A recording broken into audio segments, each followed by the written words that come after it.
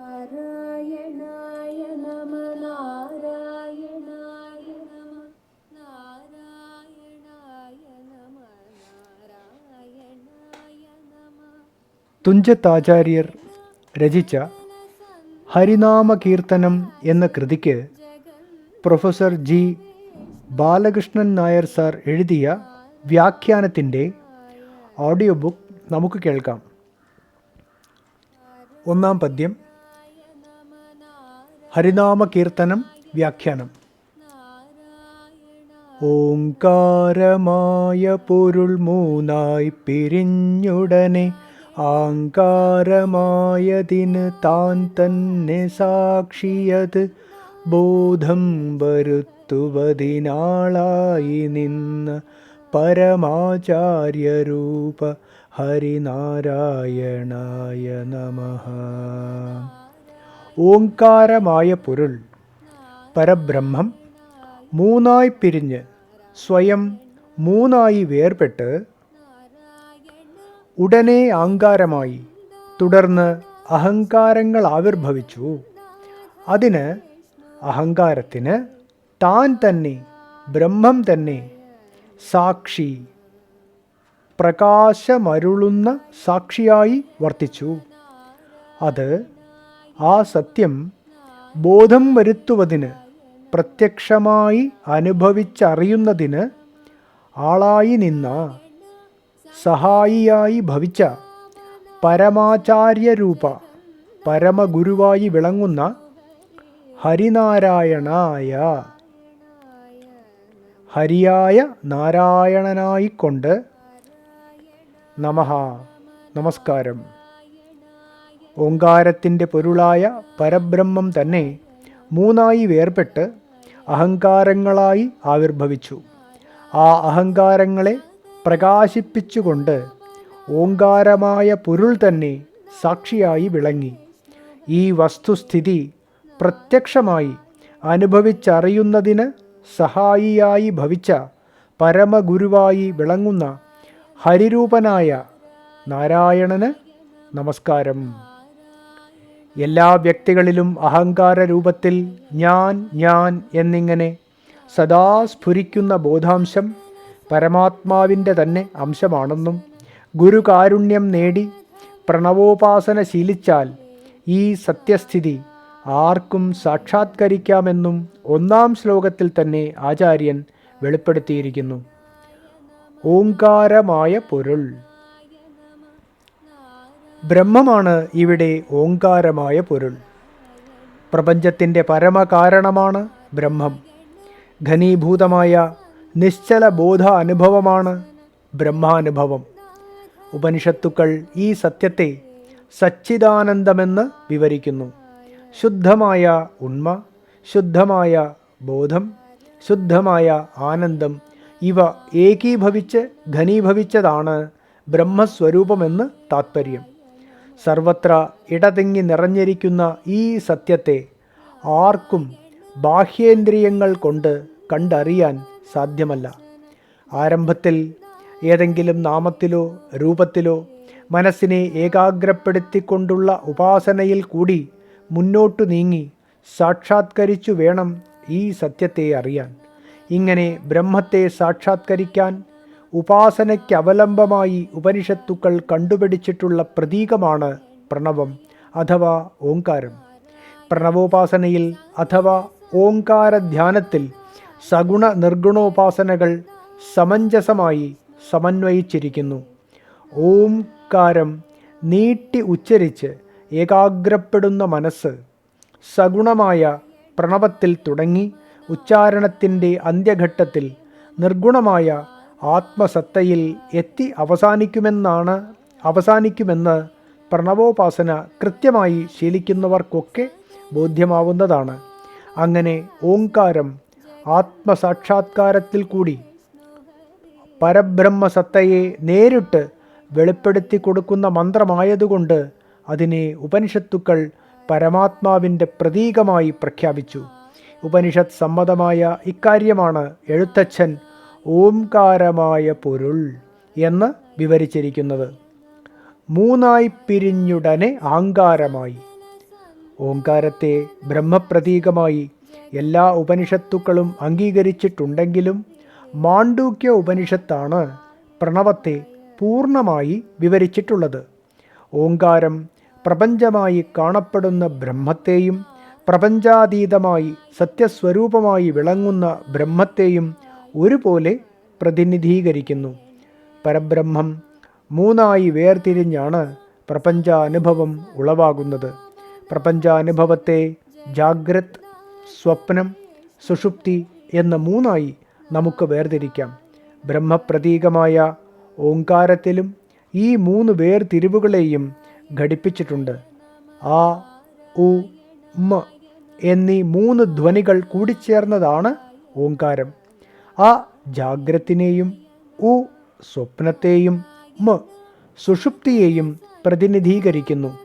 ഉണർന്നിരുന്ന് ജ്ഞാനകർമ്മേന്ദ്രിയങ്ങൾ കൊണ്ട് ബാഹ്യദൃശ്യങ്ങളെ അനുഭവിക്കുന്നതാണ് ജാഗ്രത്.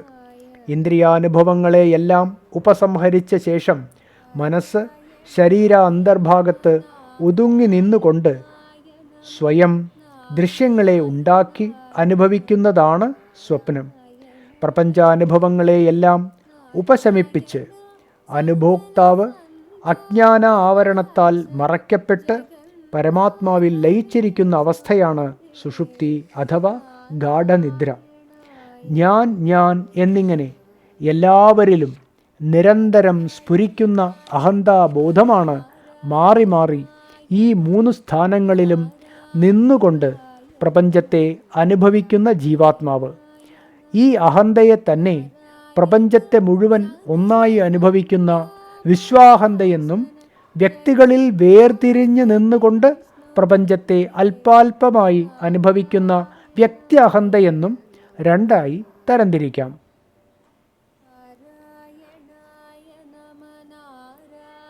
പ്രപഞ്ചത്തെ മുഴുവൻ ഒന്നായി അനുഭവിക്കുന്ന വിശ്വാഹന്തയെന്നും വ്യക്തികളിൽ വേർതിരിഞ്ഞു നിന്നുകൊണ്ട് പ്രപഞ്ചത്തെ അല്പാൽപമായി അനുഭവിക്കുന്ന വ്യക്തി അഹന്തയെന്നും രണ്ടായി തരംതിരിക്കാം. വേദാന്തശാസ്ത്രം വ്യക്തി അഹന്തയെ വ്യഷ്ടിയെന്നും വിശ്വാഹന്തയെ സമഷ്ടിയെന്നും വിളിക്കുന്നു. സമഷ്ടിയുടെ അംശങ്ങളാണ് വ്യഷ്ടികളെല്ലാം. തിരയുടെ അംശങ്ങൾ കുമിളകൾ എന്ന പോലെ ജാഗ്രത് സ്ഥാനത്ത് നിന്നുകൊണ്ട് സമ്പൂർണ്ണ പ്രപഞ്ചത്തിൽ അഭിമാനം കൊള്ളുന്ന സമഷ്ടി അഹന്തയെ ഉപനിഷത്ത് വൈശ്വാനരൻ എന്ന് വിളിക്കുന്നു. പുരാണങ്ങളിൽ വിരാട പുരുഷനെന്നും വിളിക്കുന്നു.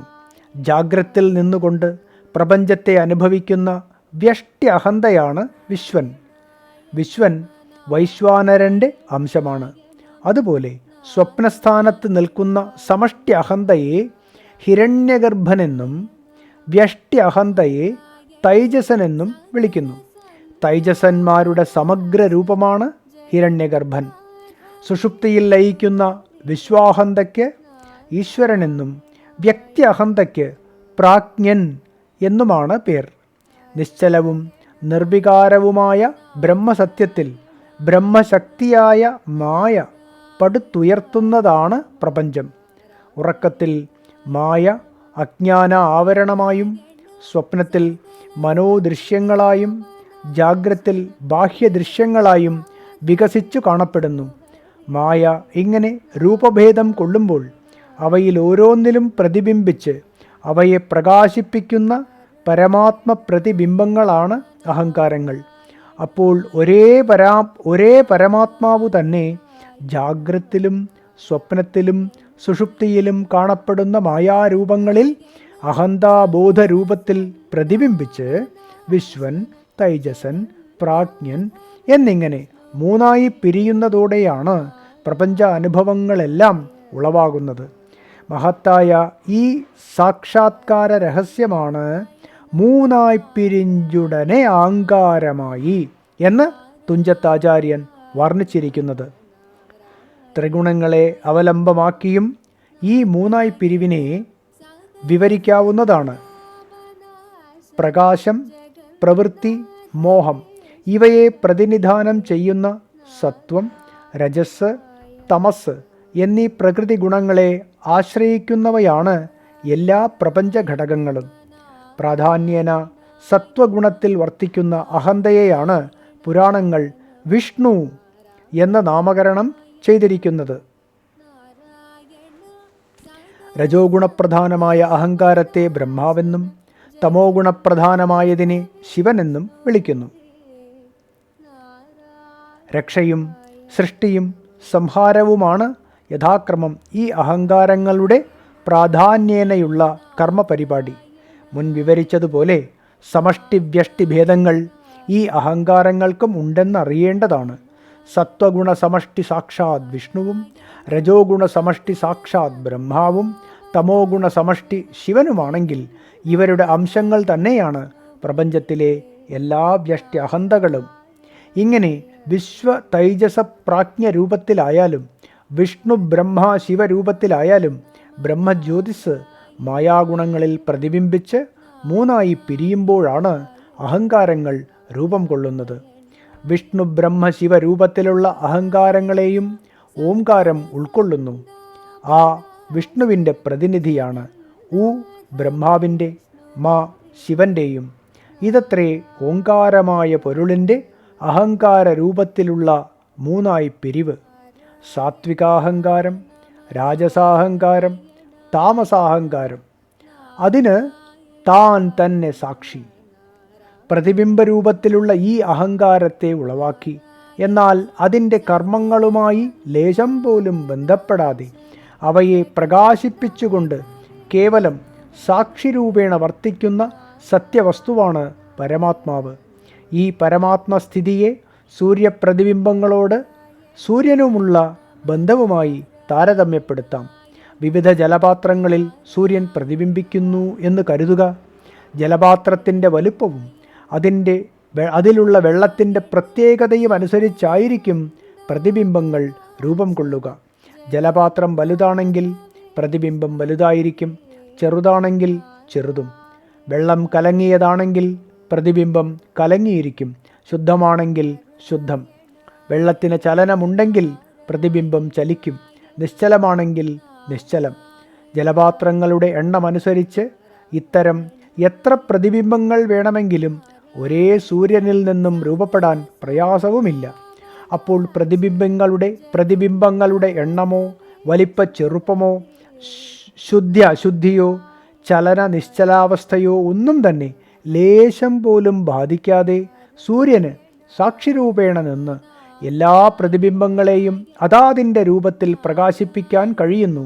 ഇതുപോലെയാണ് മായാഗുണങ്ങളിൽ പ്രതിബിംബിക്കുന്ന പരമാത്മ പ്രതിബിംബങ്ങളായ അഹങ്കാരങ്ങളെ അവയുടെ ഗുണമോ കർമ്മമോ തന്നെ ബന്ധിക്കാതെ പരമാത്മാവ് സാക്ഷിരൂപേണ പ്രകാശിപ്പിച്ചുകൊണ്ടിരിക്കുന്നത്.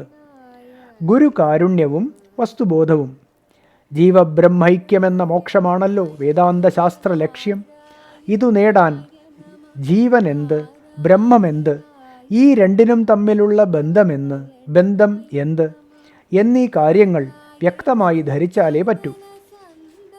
അഹങ്കാര രൂപത്തിലുള്ള ജീവനുകൾക്ക് ബ്രഹ്മവുമായുള്ള ബന്ധം എന്തെന്നത്രേ മേൽ വിവരിച്ചത്. ഇത് സിദ്ധാന്തപരമായി അറിഞ്ഞാൽ മാത്രം പോരാ, സാക്ഷാത്കരിച്ച് അനുഭവിക്കണം. അതാണ് ബോധം വരൽ. ഈ ബോധം വരാൻ സത്യം സാക്ഷാത്കരിച്ച ഗുരുവിൻ്റെ കാരുണ്യമുണ്ടെങ്കിലേ പറ്റൂ. സത്യസാക്ഷാത്കാരത്തിൽ ബ്രഹ്മനിഷ്ഠനായ ഗുരുവിൻ്റെ ഉപദേശവും കാരുണ്യവും അതിപ്രധാനമായ പങ്കുവഹിക്കുന്നു. തനിക്ക് ആ ഉപദേശവും കാരുണ്യവും ലഭിച്ചുവെന്നും ബോധം വന്നുവെന്നുമാണ് അത് ബോധം വരുത്തുവതിനാളായി നിന്ന പരമാചാര്യരൂപ എന്ന ഭാഗം കൊണ്ട് ആചാര്യൻ വെളിപ്പെടുത്തിയിരിക്കുന്നത്. ഗുരുവും നാരായണനും ഒന്നുതന്നെ. ബ്രഹ്മവിത്ത് ബ്രഹ്മമായി ഭവിക്കുന്നു എന്നാണ് ഉപനിഷത്ത് പ്രഖ്യാപനം.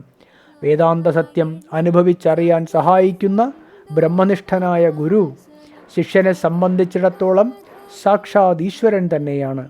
ശിഷ്യൻ്റെ കളങ്കങ്ങളെ മുഴുവൻ ഹരിക്കുന്നതുകൊണ്ട് അദ്ദേഹം ഹരിനാരായണനുമാണ്. ഇക്കാര്യങ്ങൾ വെളിപ്പെടുത്താനാണ് ആചാര്യരൂപ ഹരിനാരായണായ നമഃ എന്ന് ശ്ലോകം അവസാനിപ്പിച്ചിരിക്കുന്നത്. ഗുരുരൂപനായി പാപഹാരിയായി വിളങ്ങുന്ന ബ്രഹ്മസ്വരൂപിൻ, അങ്ങേക്ക് നമസ്കാരം എന്ന് താത്പര്യം. ഈ ശ്ലോകം സാഖ്യമതമനുസരിച്ചും വ്യാഖ്യാനിക്കാമെന്ന് പറയുന്നുണ്ട്. അതൊരിക്കലും ശരിയാകയില്ല. സാഖ്യമതം പ്രകൃതിയും പുരുഷനും രണ്ട് ഭിന്ന വസ്തുക്കളാണെന്ന് ശഠിക്കുന്നു.